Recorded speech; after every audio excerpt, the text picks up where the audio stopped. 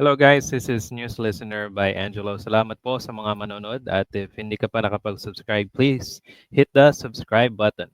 Okay, so pag-usapan naman natin yung sinabi ni Richard Gomez ay kung saan sinabi niya yung ibang media outlet ay gumagawa ng media spin. Okay? Eh, kung natatandaan nyo guys, merong isang mayor doon sa kanila sa Leyte at ikinonekta ng mayor na 'to si Richard Gomez sa flood control project na, substandard at hindi magandang pagkakagawa. Kaya nangyari dun sa kanilang lugar, eh, binabaha. Alright? So let's listen from, News 5, okay? Kunang, let's, get some information about, yung sinabi ni Richard Gomez. Tapos later, pupunta tayo sa kanyang, Facebook page and then nandun pa rin yung kanyang post. Okay, so let's watch this first. Gomez ang media nang hingin ang kanyang panig kaugnay sa nasira umanong flood control project sa kanilang lugar. Git ni Gomez. Oh, yun. So, nasirang flood control project sa kanilang lugar. At mukhang bakit niya binanatan yung mga media? Eh, kung isipin mo, magtatanong lang yung media sa kanya, magtatanong lang yung mga media sa kanya para kunin ang kanyang side, di ba? So, but aakasahan mo ng ano, ng media spin. 'Di ba? So, nakakaano eh.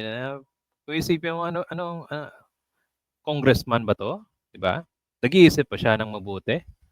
Okay, let's listen more. Gomez nila may nagkukumpas daw sa media para puntirehin siya. Live Oh, 'di ba? Meron daw kumukumpas. Pero kung meron nagkukumpas, sana naman eh maglabas naman siya ng ebidensya, 'di ba? Kaso nga lang, ang inilabas niya ano, yung impormasyon ng mga media people na nag-contact sa kanya. Yun ang masaklap diyan. Bakit? Kung inilabas ni Richard Gomez yung pangalan at contact information ng mga tao nito, so ano mangyayari? Mahaharas sila, di ba? Mahaharas. Tapos, ano pa to? Delikado pa sa kanilang buhay. Baka merong mapunteriya sila ng kung sino man na ganid sa kapangyarihan, di ba? Okay, let's listen a bit.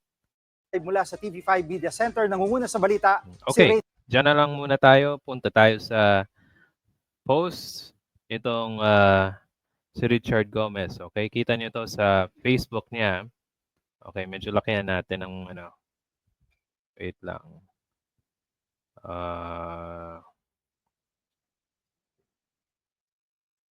Yan.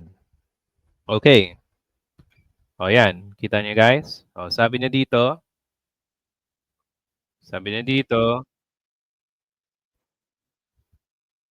wait lang. Okay, sabi niya dito, mahal din itong media spin na ginagawa nila against me. Look at similarities of different SOCMEDs and agencies asking questions. Alam mong merong nagkukumpas. Alam na alam mong ginastusan. Ayos gastos pa more mga ungas. Imaginein mo, congressman ka pero sinabi mong ungas yung mga media outlet na nagtatanong lang sa'yo para makuha yung side mo doon sa issue. Tapos, babastusin mo lang naman. O sino ngayon ang ungas? Di ba siya? Di ba? Klarong-klaro eh, nagtatanong. Check natin yung message dito. Yan. Pasensya na po, Kong Gomez. Salamat po reply. Ayun, yan, pangalan, tapos yung kung sino to. So yan, nag-i-invite sila para kunin ang side niya. Okay? Tapos yan, sa bilyonaryo. Sino pa to? May number pa. Di ba? So, yan. So ano bang plano nito ni Richard Gomez? Congressman ba to? Parang hindi congressman, di ba? Parang ano lang eh. Parang siga sa kanto, Tapos yumaman lang kaagad, tapos yun na, binabanatan na sa social media. So ano mangyayari sa kanya? Meron tong kapalit na penalty o parusa para sa kanya. So ano mangyayari? Ito guys, share ko sa inyo yung first. Sir, explain natin ng mabilis yung anong media spin na sinasabi nitong si Richard Gomez. So sabi dito, media spin refers to act, represent, presenting biased information in a way that promotes a particular interpretation or agenda, often use deceptive or manipulative tactics to influence public perception. So, iniisip niya, merong isang or let's just say grupo o tao na gusto siyang siraan para hindi na siya mabango sa malalapit na eleksyon sa 2028. Kasi in related yung issue sa kanya doon sa flood control projects. Kung titignan mo yung flood control project, napaka-legit na issue, di ba? Korupsyon. Yung korupsyon, yung nilagay yung korupsyon doon sa flood control projects, tapos nasira yung project sa kanilang lugar, tinatanong ka lang ng media kung paano o anong side nyo, tapos bibirahin mo, sasabihin mo ng ungas, inilagay mo pa yung pangalan nila sa social media, 'di ba? Ba't nakakalimutan natin ni Representative Richard Gomez yung anong tinatawag na data privacy. So, meron tong sabi natin meron tong kapalit na na penalty sa kanya, 'di ba? So ito, may papakita ko sa inyo na another page, meron siyang posibleng ethics complaint na mahihain sa Kongreso. Okay? Okay, wait. So, pakita ko sa inyo guys. Nice. Punta tayo sa YouTube and let's listen from ABS-CBN about posibleng ethics complaint against kay Si Richard Leyte Gomez. 4th District Representative Richard Gomez sa ethics complaint matapos ilantad sa social media ang mga screenshots ng pribadong impormasyon ng mga media practitioners sa social media ayon sa ilang House leader. Nagpapatrol, Vivienne Gulia. Sinira ng rumaragasang baha nitong Lunes Oh, yan. Klarong-klaro, 'di ba? O sino bang may kasalanan diyan? Siyempre wala pa. Pero merong investigasyon.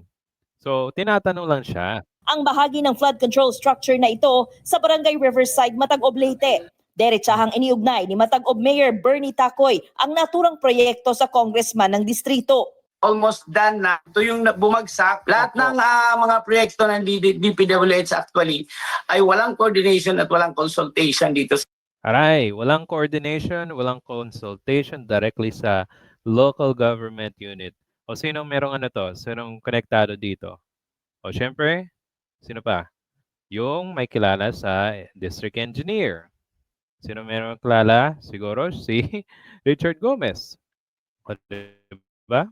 Sa local government. Pundo to ng ating ng congressman ng 4th District, pundo ni Congressman Richard Gomez. Hiningi ng ilang media organizations ang panig ni Leyte 4th District Representative Richard Gomez kaugnay nito. Pero imbis na sagutin, inilabas ng kongresista sa isang social media post Huwebes ng gabi ang screenshots ng mga Okay, anyway, dyan na lang muna tayo. So yun, yung makikita mo yung ano eh. Imbes na siguro tumahimik lang muna siya, di ba? Mag-compose muna ng ano. Pero si ano to eh, si Richard Gomez siguro to na gano'n, nag-come up ng post. Siguro wala siyang PR team, di ba? O, boss, wag muna tayo mag-comment. Hintayin na lang natin muna, imbestiga. Yun, parang diniretso na lang na asal kanto, di ba? O so ang mangyari, ethics complaint laban sa kanya. Okay. Now, what is a ethics complaint? Okay?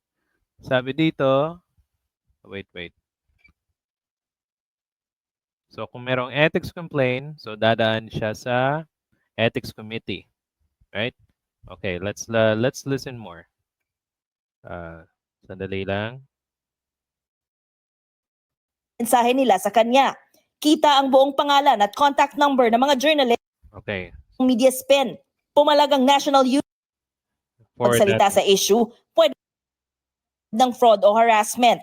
Binatikos din ni UP Diliman journalism or no knowledge at all on the part of Gomez with regard to sa naging aksyon ni Gomez. Naniniwala sina House Deputy Speaker Ronaldo Puno at House Committee on Public Accounts Chairperson Terry Ridon na posibleng maharap si Gomez sa ethics complaint kaugnay nito. Hindi naman pwede mga ganun. No, I mean, you are asked to explain something. You're a legislator. You explain. Yung ganyan na personal na. oh, sakto, di ba? You have to explain. Ano ka ba? Wala ka ba lang research? Wala ka ng ebidensya, hindi mo man may pakita, tapos ilalabas mo yung mga contact information ng mga tao, di ba? Okay, let's hear more. Napakalinaw na kailangan may paliwanag, hindi niya gagawin. That's, and then if you compound the issue by insulting people, no, hindi maganda talaga yun. No, I think, the ethics committee should brought into that.